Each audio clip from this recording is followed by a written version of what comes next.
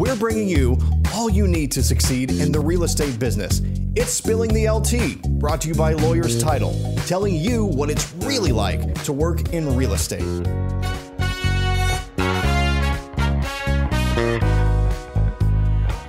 Welcome to another episode of Spilling the LT with Lawyers Title. I am your host today, Catherine Daves, Director of Dallas County Sales. And today I have with me, you're going to recognize as soon as you just get like a shot of the outfit. And if you don't know who I'm talking about, then you're living under a rock. Mr. Clayton Baily with Green Scene Home Inspections. Yes. Thank you so much for being here. Looking great as always. Yes. As always. I kind of got a kick yesterday when I talked to you. You're like, well, what should I wear so I don't clash with you? And I thought, well, I don't know, because that's hard. I don't know. So I just went as neutral as possible, so we wouldn't clash. But I think we did it. Awesome. I think we did it. Yeah, absolutely. So I went all out green. So I was like, yes, I'm gonna. I love it. Do all. Green. I love it. I love it. Well, thank you so much for being with me today. Absolutely. Thank you for having me. And we're just gonna jump right into it. So tell us like a little bit about your background, how you kind of got into this crazy world. Absolutely. So I started out solo single-man shop, but I'm a third-generation inspector. So my grandfather actually retired as the chief city inspector. Okay. My dad was an inspector, and I went to art school. So okay. There you go. Outfit. Oh, okay.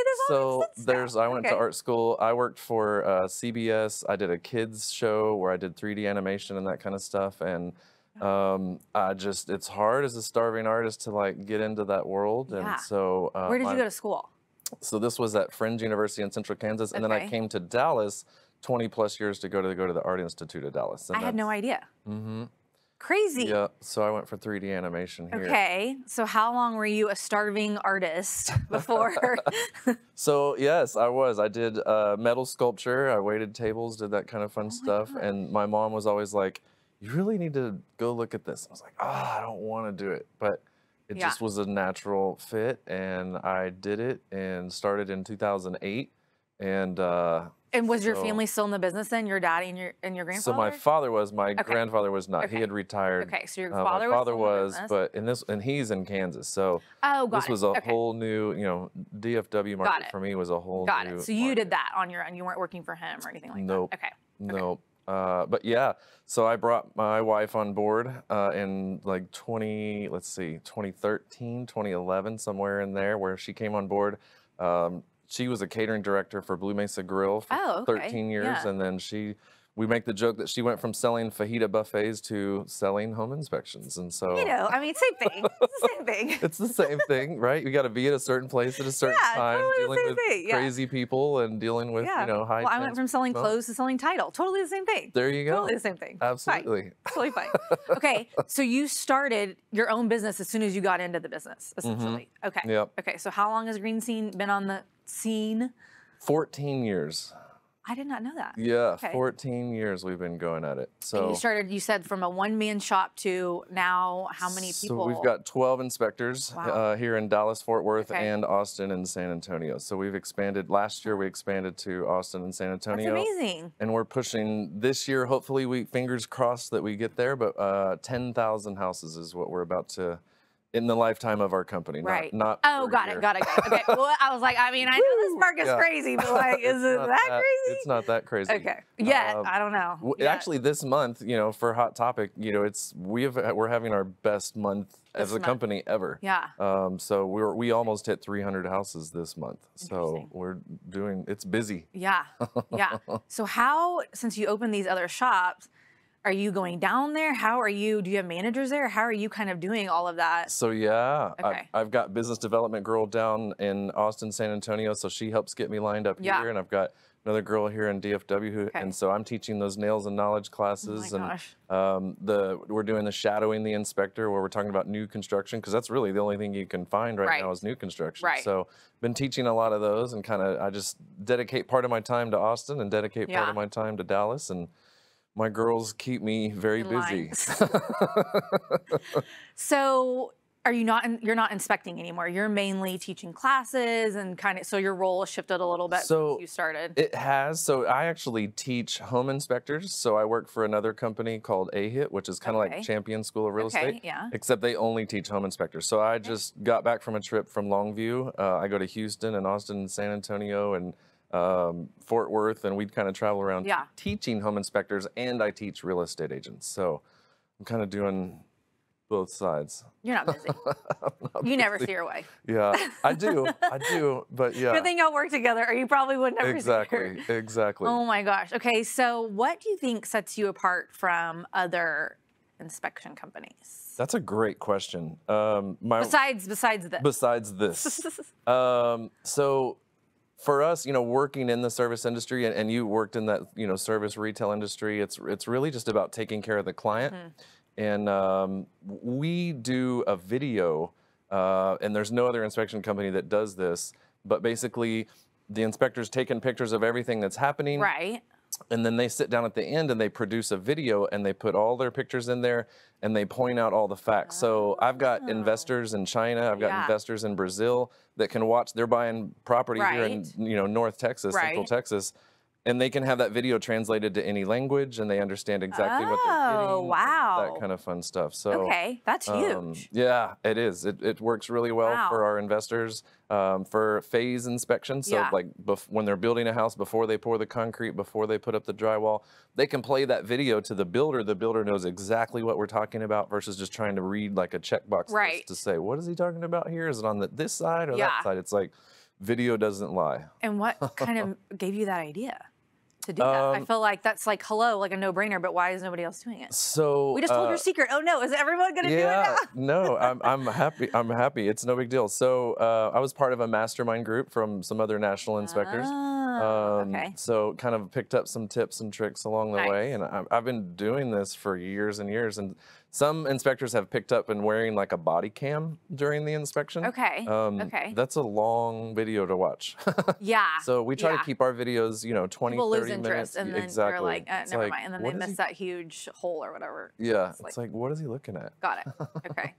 Okay, and then when did this whole uniform come into play? So I've always been the type that wears something sort of crazy or eye-catching or whatever it was. Coming from the art world. The art world, yeah. You're kind of creative. I'm the left-handed weirdo in the room, and I love that. I don't mind being that guy and sort of being the guy that everybody makes fun of, because it's an icebreaker and it's something to talk about, and I don't mind making fun of myself like whatsoever. Well, it's a genius branding tool. Genius. I mean, before you got here, I was talking to the producer of the show, and they were like, well, tell me a little bit about your guest. And I'm like, well, he's going to be, I didn't know what you're going to be wearing, but obviously I knew you're going to be wearing something similar to this. But I was telling them, even if people don't know you, if I say, oh, I'm doing a class with Clayton Baily, or, you know, they're like, who? I'm like, you know, the guy that wears like the pants and the jackets, and they're like, yes. So really, I mean, it's genius. Everybody knows the outfits. So there's one other inspector. He's in North Carolina, and I got to give him credit.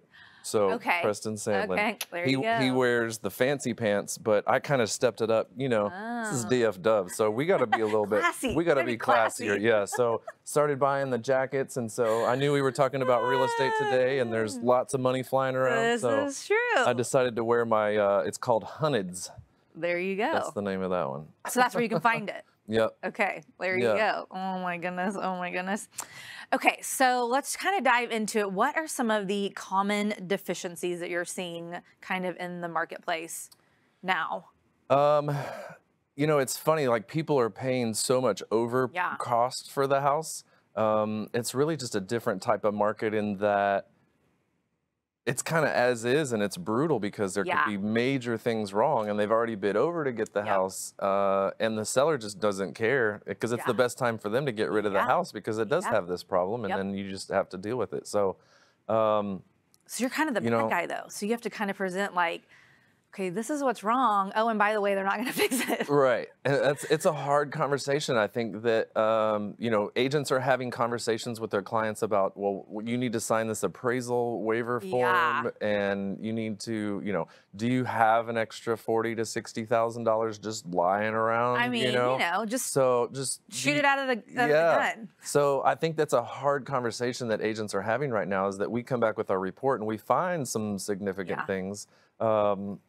But does anybody do anything about it? And so now more than ever, we're getting that sort of people move into the house and they're like, oh, I have this problem. And then they call us and they're like, well, we told you about this. And did you do anything about it? And they're like, well, we really couldn't because, they were not doing anything. So I mean, I feel bad for these people. That's a tough situation to be in. It's because real tough. Most of that is pretty costly. Mm-hmm.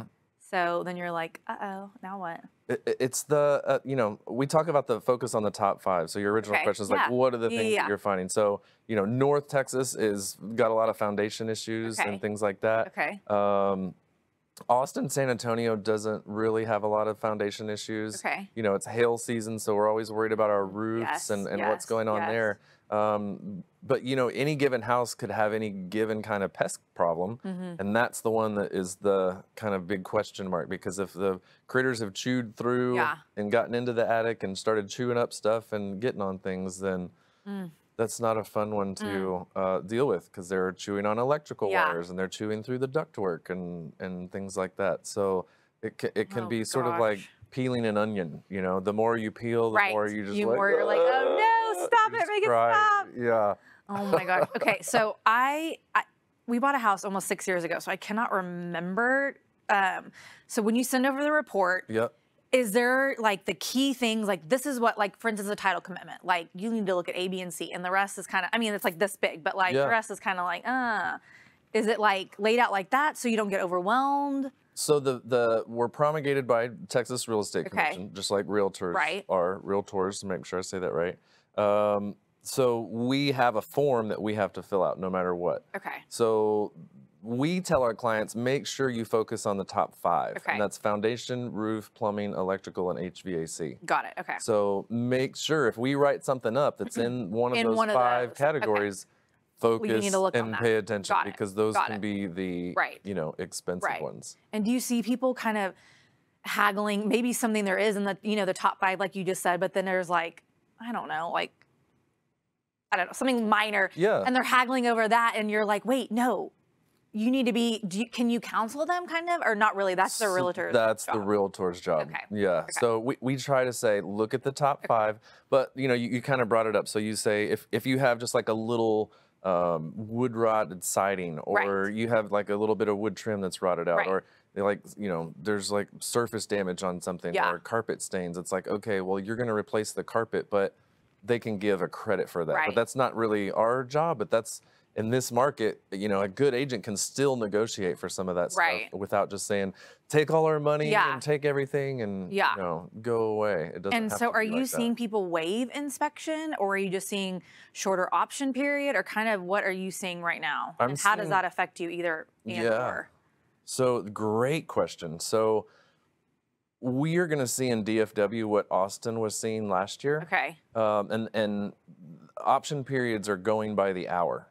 And, when I first got into the business, it was like a 10 to 14 day option period was the standard. Everybody did it 10, 14 days, no big deal.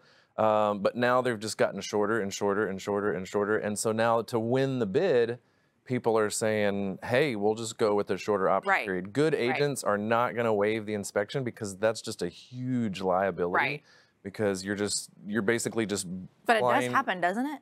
It does happen. Okay. Usually it's like an investor that's seasoned and they know what they're looking at and that kind of stuff.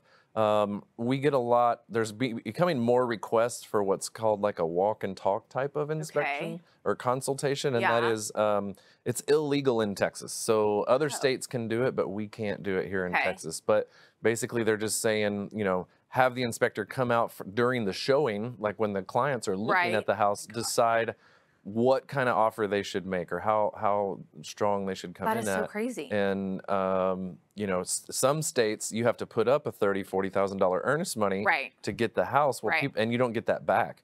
And so those walk and talk consultations for those states that are going through that, it's important to do that. Do you think Texas will ever go that way? No. I mean, that's crazy. Yeah, it's just the law. We cannot, But you're having people ask you because they're doing it in other states, and investors that are coming from other states, and they're like, well, hey. Exactly. Okay. We're doing more pre-listing inspections right now than we've ever done because the seller is saying, hey, if it's going to go $100,000 over, I want to keep as much of that as possible. Oh, got it. So if I need to do something. Exactly. So they call us ahead of time. So that way they kind of know what's happening. They know what's going on. That's smart. It's a stronger offer because when you're making an offer on a place and you can show the buyers, the new potential buyers, this inspection report. Look at this. Here's what we found. Here's what I fixed.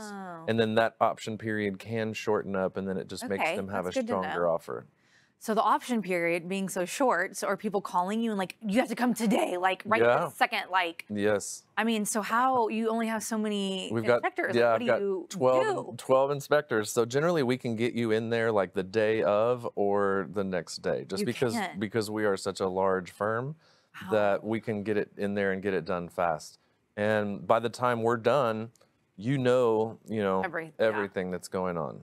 So you can get them the report like, bam. Yep. And then we just started offering a new service that is we can run our inspection report through another company, and it's a repair price estimator. So it breaks down each category: foundation, roof, plumbing, electric, HVAC, and then it gives a printout to the agent to say, here's how much all this stuff would cost to get fixed. Okay, that's nice. And in this market, it's huge because then the agent doesn't have to make 10 million phone calls to price all this stuff out. Yeah. It makes it a lot easier. I just talked to an agent the other day who used it and got $2,500 off just because he showed it to the listing agent to say, look, here's all the stuff that's there. And they were like, okay, we'll give you, $2,500 off. Yeah.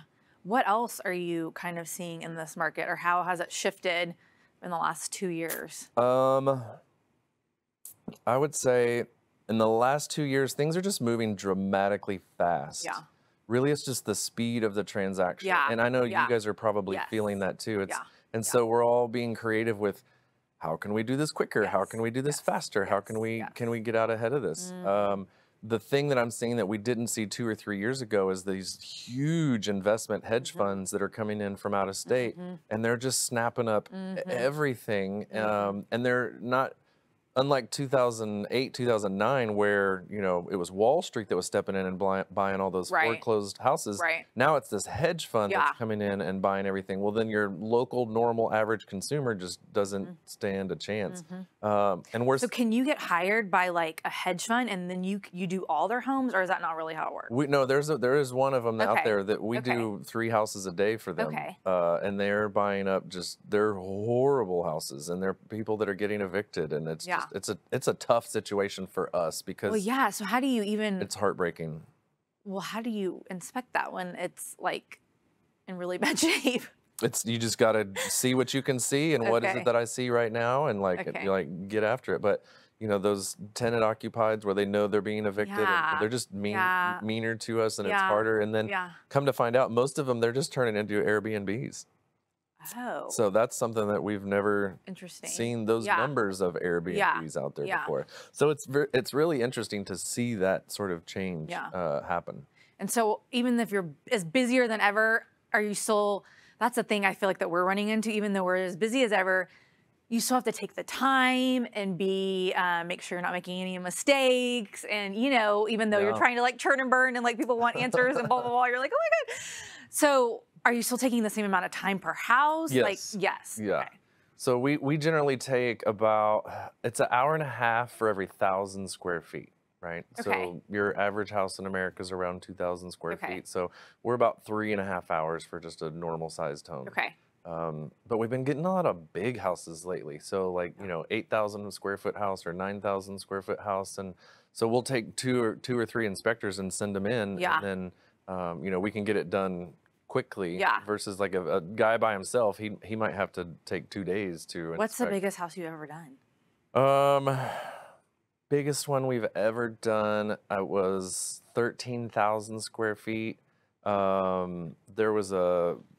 It a farm ranch, and so there was a horse stall that had 63 horses stalls with, and we had to test every single one had its own sink and faucet and outlet. Oh my God. That was that, and it's the one guy just did the horse stall for one day, and he had this like rogue horse chasing him around. It was funny.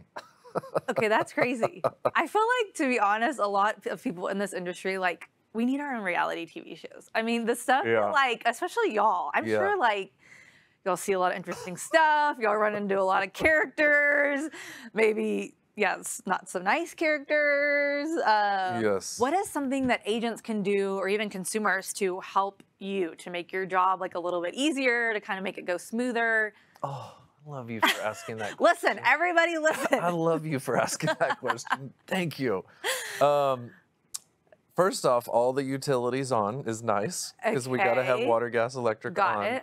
Got it. Having access to get to what we need to, like the crawl space or the attic or the panel box or whatever it is. Okay. Because sometimes we show up and like the agent tells them declutter, declutter, declutter, and they take all that stuff and they just shove it in the closet. Yeah. Well, we got to get into that closet to get into that crawl space. Yeah. So it's like, hello, we got to get in there. Yeah. Whoops. Telling the sellers to get out, you know, is crucial, because, and it's not just because, you know, we want this like to ourselves, but their anxiety actually, because every time we take a picture, like, you know, what'd you find? Yeah, what is it? yes, what is it? Yeah, yes. So their anxiety level by the end is just done. Yeah. It's like over with. So it's like, if getting them, it's like the cop giving a speeding ticket, you know, and we don't want to be that guy. But that's what we do. Right. And so just kind of giving the seller the heads up. So we've been put in some situations before that were not so. I'm sure. Good. Yeah. I'm sure. Okay. So any other advice on how to navigate this market from your perspective and kind of on y'all's end? So I would say, you know, no less than a 3-day option period. There are people that are winning it with a 2-day option period. Me personally, I just feel like you're not giving your clients any kind of due justice to follow up on the things that we have found that are wrong, to see like, all right, well, how much is that going to cost? You're kind of shooting blind. Right. And so in this market right now, you know, stick to that top 5: foundation, roof, plumbing, electrical, HVAC. Don't budge on any of that stuff. And if you do have to budge on that stuff, have that realistic conversation with your client about, okay, this is $7,000 of a repair. If you move in, are you going to be able to come up with that you know, later on down the road? So those are the like today's market kind of tips. So I love your name tag when you came in. So you had to take it off because of the microphone, but it said home therapist, right? Yes. It says home therapist. Which is so true, because I've never thought about it. Y'all are kind of like the bad cop a lot, which people don't want to hear that news. Right. And so when you have to bring them kind of that news, you know, you're the poor messenger that might get shot. It's the joke in our industry is, you know, no agents like alarmist inspectors. And so I dress like an alarmist inspector, but my inspectors are not alarmist inspectors. But it's a really important moment, and somebody's spending all the money that they have, and this is the biggest purchase, so they're already nervous. And then we're there to kind of come tell them a lot of, you know, not so good news. And so their anxiety level just kind of goes up and up. And you have to be able to see who you're talking to make sure that you're speaking that way. And so, you know, I train all my guys to, you know, before you even start talking about anything, who are you talking to? Ask them, what's your experience with home ownership? Are you new to Texas? Are you a first-time home buyer? Kind of read them a little bit. Because then you know how to talk with them versus just like, you know, going down the list of all this stuff. And then I try to get my guys to say at least 3 nice things about the house before they start to go with the bad news. That's smart. So we try. That's smart. You lead with the compliment, and then, you know, slide the bad news in right there. Yeah, exactly. That's smart though. Okay, and then I heard the other day that a lot of new builds, they're saying, oh, well, you don't need an inspection because, you know, it's a new build and we built it and it's totally fine. Yeah. What do you say about that? So I see, and traveling and with the other job that I have, which is teaching inspectors, and going to Houston and going to Austin and San Antonio, and you see all these cities, and even where Tyler, where I just was, Longview, construction is just bonkers everywhere. So you look at your labor force, you look at the quality of the building materials, and things are just getting thrown together right now. The city inspector, you know, he's there to only enforce whatever that municipality enforces. And so the city inspector doesn't come through to do a performance test like we do. So we're there to look at it. So builders will say, you don't need any inspections until the 11th month warranty. And that's because they're trying to speed up the process. And some new home construction builders right now are just saying, we are not allowing third-party inspections, period. Which technically they can't. It's illegal, but they're getting away with it. It is becoming kind of a shady practice. Whether you have to use our lender, you have to use our and so they're kind of we do that with title. Like, you have to use our title, and you have to And so good builders, you know, they don't care. They have a open, transparent. So you're saying from the very beginning that you should be inspecting from the beginning? Like, how does that work? So we're gonna do a pre-pour. So before they pour the concrete. So we're going to go in and check all the form boards, make sure all the plumbing pipes that are ran through the dirt coming up, make sure everything, all the tendons, which are the cables that run across that hold the foundation. We put a level on all the form boards to make sure they're going to, you know, the foundation is level before they pour the slab. So that's the first inspection. That's a phase 1. And then phase 2 inspection would be before they put up the drywall. So the house is framed. There's a roof on it. The windows are installed. There's a wrap on the outside of the house. Electrical lines have been ran, plumbing pipes have been ran. So we need to get in there and confirm their sizing to make sure that they've got the right protective barriers in place to make sure that the lumber quality is good. And so there's a whole process. And so being that we do the video, you know, we can make that. And then your third inspection would just be the final. So usually we just ask clients, like, whenever your appliances get installed, like, that's when you want to have us in there to do the inspection. And then the fourth one is the 11th month warranty, because the builder does have a 12-month warranty. So they're going to fix anything that we would find wrong. So we need to come through that last time to see, since you've been living in the house, what do you see? And if we do all those inspections, we give the homeowner a little journal to keep so that they can say, keep this in your kitchen, and anytime you see anything, when we come back. Exactly. That's smart. And is that the same price as a typical inspection, or no? Because obviously there's 4. They vary a little bit. So the pre-pour inspection is the least expensive because there's not as much involved in it. The framing inspection or the drywall and pre-drywall inspection is not as expensive. And then your final is just like a regular inspection. And then the 11th month warranty is just like a regular inspection. So the inspector's going to come in and you know, we want to turn on all the lights. We want to turn on the cold water, the hot water, run the dishwasher, the oven, and do all that kind of fun stuff so that we're really trying to put the house through a stress test. I kind of, when clients call and say, I'm doing this and what do you do? It's like, well, we kind of put the house in like a Super Bowl party mode. So you're about to have 50 people to your house. Some are going to stay the night and all your toilets are going to get used and everything's going to get flushed. So when something's going to go wrong, it's when you're, it's like Thanksgiving and Christmas. Of course it is. Of course it is. Oh my God. That's so true though. Yeah. Okay. So kind of back to the horse thing. What is the craziest thing that, well, I want to, 2 questions actually, 2-part question. Okay, what is the craziest thing you've ever seen that you were just like, is this for real? And then what's kind of the craziest thing that's happened as far as like maybe the homeowner or like a dog or like, you know, something like that? Man, this is loaded because I don't know how PG this show is. Wow. Because we've seen some things before. Okay. Yeah, maybe let's G, so I would say, a little PG rated. The hardest one we had one time was where we had an inspector that was on site, and he had there was an adult at the house with Down syndrome. Oh, I remember the story. And he kind of understood while we were there. His helper person was not there, and so he was just there by himself. And so we were doing the inspection, and my inspector's like walking around. Well, the longer that he's there, the more and more this guy gets agitated. And finally, he picks up a baseball bat, and he just comes after my inspector.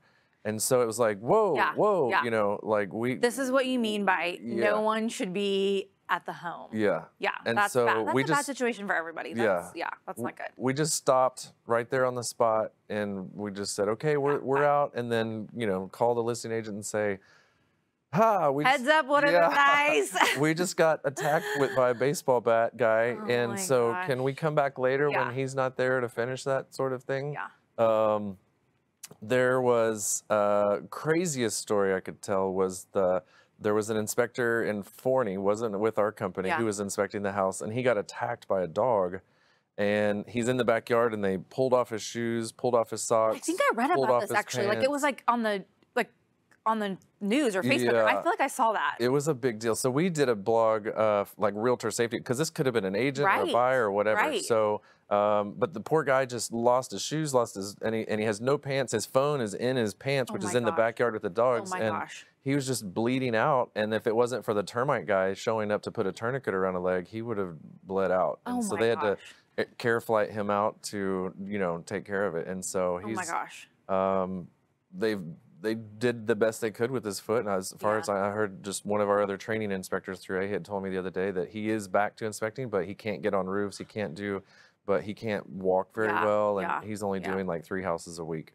So just terrible. Yeah. That's awful. So well, on a lighter note, what's the craziest thing I've ever seen? Yeah. So I did a house one time in Oak Cliff, and I go under the house, and there's literally a little river or a channel from a creek that just runs straight under the house. And so all of the water and all was just like, there was flooding the house like every single time. And it was just like, so that was nuts. The other one that was crazy was the AC guy or the plumber are the ones that always screw things up, right? So the AC guy he had to put in a system of ductwork. Well, he just cut through all the floor joists, like the main supporting thing of the house. Yeah. Just cut through all of them for, like 5 spans across. And then the house was, doing this number. And it's like, oh my gosh, dude. Oh, what are you doing? What are you doing? I do like you. Maybe post it on social media. Just kind of some crazy things that you see sometimes. Yeah. It does always give me a little chuckle. There's some crazy things we see. What were people thinking? I just don't know. It's just so interesting. There's always there's always Bubbas at work, Yeah. There's always it's like there's a fine line between redneck and genius. There's we get to see that fine line. I'm sure. That's hysterical. So what is one of the favorite things about your job? What do you love the most? I love being able to help someone. My thing said home therapist, right? Yeah. And all my inspectors, if the number one thing about this job is that you don't get the privilege or honor of helping someone in their dream home where they're going to have their future birthday parties and Christmas morning and Thanksgiving meal, that's a big deal that we get to be that ambassador to help someone into this home and help them through their problems. And so I'm a servant, I just have a servant's heart, and that's just my absolute favorite thing is helping people when they're in that position. I always tell my clients, like, if you ever have any problem, call me. I had a guy one time who accidentally drove through the back wall of his garage, and he calls me and he's like, "Hey, it's about to rain. I need somebody to help me like cover up the hole that's that's coming out." And I'm like, "Okay, well, did you pull the car out?" And he's like, "No, I'm still in the car." So he You're drove, like his first I was his first phone call. Yeah. So he calls me like, boom. And I was like, okay, well, did you run over like any gas lines or anything? I was like, well, how about we go ahead and back out of the garage now? And he was like, okay. So he was so scared he didn't know what to do, but he called me But he thought first. of you, which kind of makes you feel good, right? Yeah, that's why I do it. Like right there, to be able to be that person that's the go-to, like, I need your help. And this is what's happening. Well, I can always tell. I've hosted a lot of events with you. I've been to a lot of networking things with you.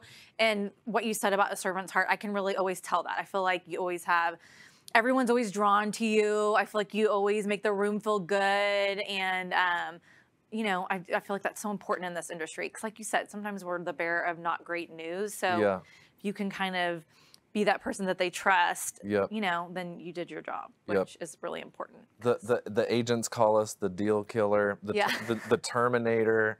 There's all kinds of things that we get called. So we don't want. You get a bad rap. We don't want to be that guy, but we just tell it like it is. I mean, here you go. You have to. Well, I mean, title. We kind of get the short end of the stick too. I feel like everyone's always because we're the end. Everyone's always blaming us for everything too, and we're like, well, it's the lender actually. Or you know, no, we're ready. We're waiting on somebody else. Yeah. But so I feel your pain on that. My escrow officers feel your pain on that. Well, I have some jealousy because, you know, people are at title and they get to, they're all smiling and happy and they get to hold that. They take that picture like, we're homeowners. That is true. You know, so we're there for like all the bad news stuff. And it's like, oh, but we can overcome this and we can get around this. Yeah. Oh my gosh. Well, thank you so much for being with me today. I really appreciate it. This has been great knowledge, fashion advice. We just got it all today. So I would love for you to tell everybody how they can find you. Okay, yeah. So Green Scene Home Inspections. The mobile-friendly site is gshi.co. You can follow us on Facebook, Instagram, LinkedIn, all that kind of fun stuff. So if you want to reach out to us, 214-796-7707. Thank y'all so much for joining us today for another episode. Please don't forget to like, subscribe, and share. And thank you again, Clayton Baily with Green Scene.